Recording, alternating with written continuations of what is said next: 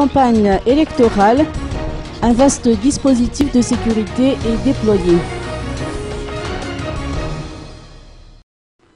Le dispositif de sécurité est renforcé durant la période électorale.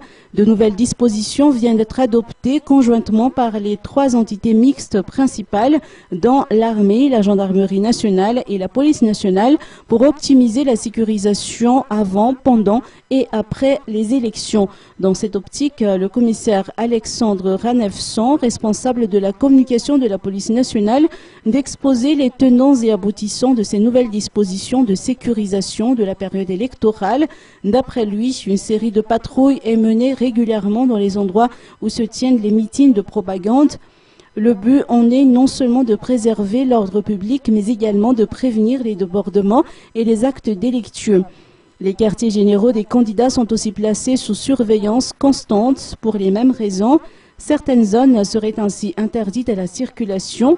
Les forces de l'ordre rappellent par la même occasion les endroits interdits aux meetings, tels que ceux à proximité des stations-service et des bureaux administratifs, entre autres. Le responsable de la communication de la police nationale a également évoqué les embouteillages monstres générés par les campagnes de propagande.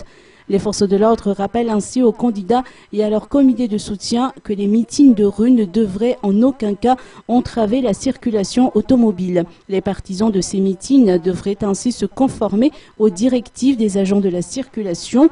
Les forces de l'ordre ne ménagent pas leur peine pour mener à bien la campagne électorale et le déroulement des élections.